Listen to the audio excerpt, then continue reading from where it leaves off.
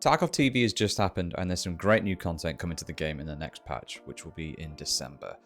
You can see in front of you everything that we're going to go through today. It's quite a lot to get through, so let's get into it.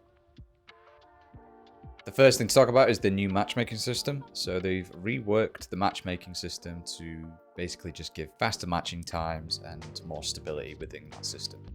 New Battlestate launcher, so they're going to release an update to the launcher which will basically have Escape from Tarkov and Escape from Tarkov Arena in it, so both games within one launcher. Unity update, that was originally meant to get updated to Unity 2021. They've cancelled that because they said they had some issues and bugs which were just going to take too long to work through, so they decided they're going to move to Unity 2023, and that won't be till next year now.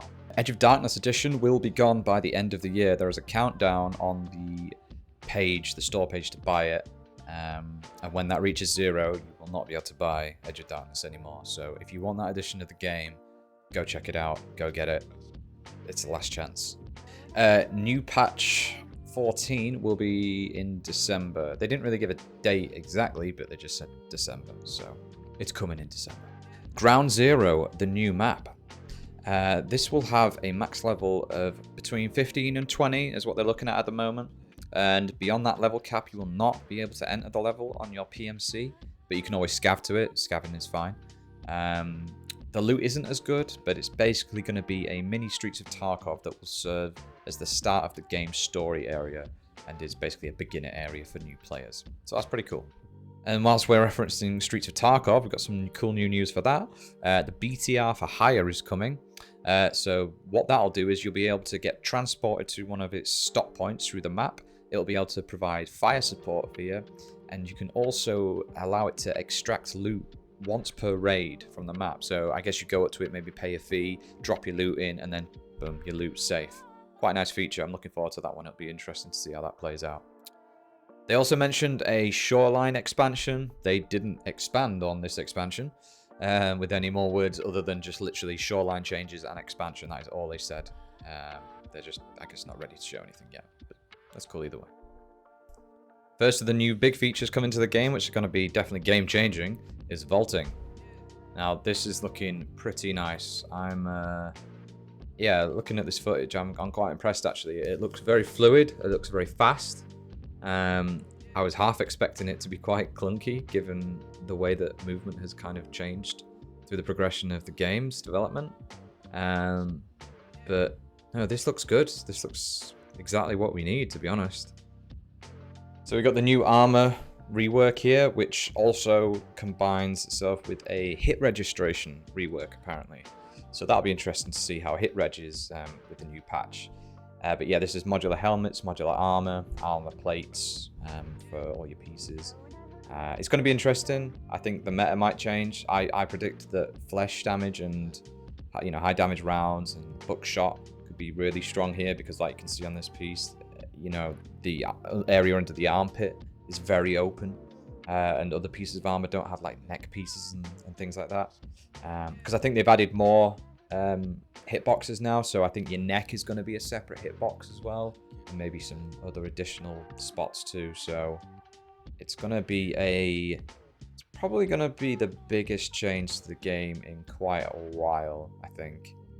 I'm going to combine these 2 points together, but there's a new recoil system coming in, which looks really good, actually. I'm quite impressed by it. It just doesn't look as bad as the old one, so that's only a good thing. And as you can see there, we've got left-hand peeking is coming in. So they call it like left-hand weapon transition.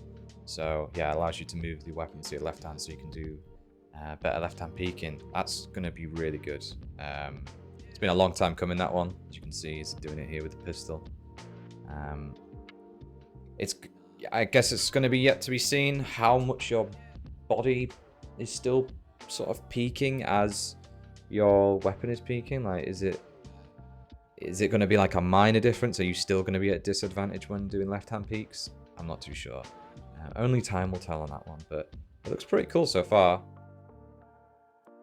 Achievements are coming to the game. So yeah, here we go. He kills Sturman, and there you go. New achievement earned. Silence of the Sawmill. Again, this is just another typical gamey feature that's just been missing. People love this stuff.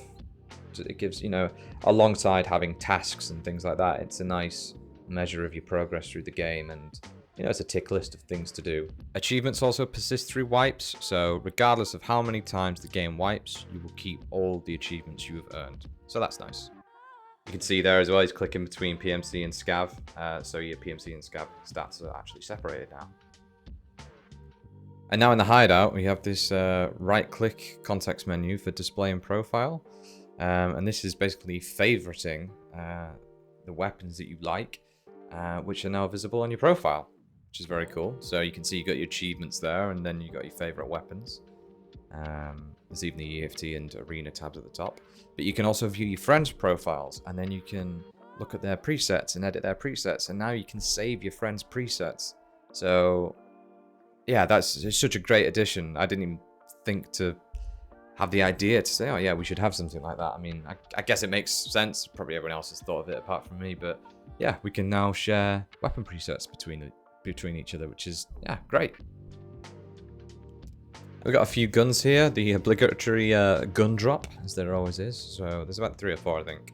I got the 9A91, which is on the screen now, the VSK94, RPD, and the SIG Spear. But they didn't say what caliber the SIG Spear is going to be in, because there's multiple choices there.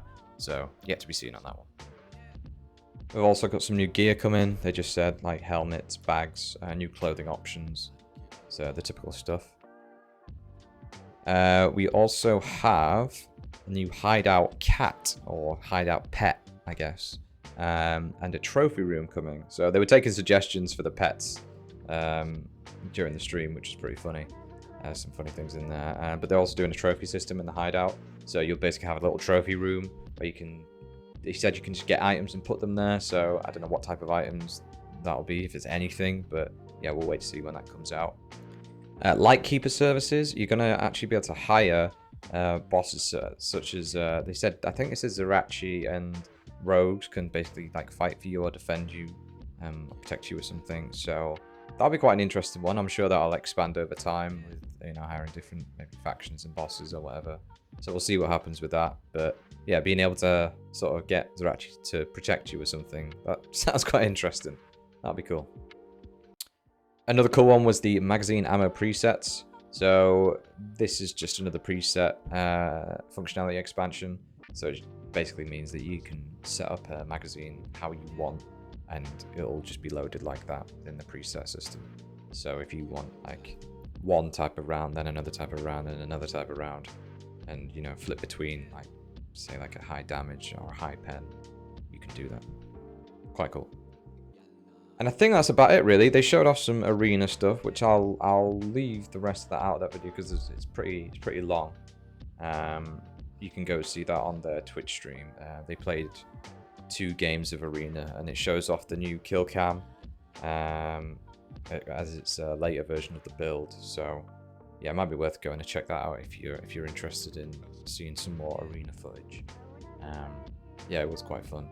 The thing I noticed about that is that everyone was kind of not many people ADS when they're playing arena. Everyone just hip fires with lasers. So maybe that's going to be the meta in it, which kind of makes sense because you're running around so fast that the time it takes to ADS, you could probably be dead by, you know, because everyone's running like pretty high-end gear, at least in those tests they were doing. So yeah, that's about it for me. If you like the content, give it a like, subscribe, all the typical things everyone asks you to do on YouTube. But I also stream live on Twitch, twitch.tv/Nitrix. So yeah, come check us out. Cheers.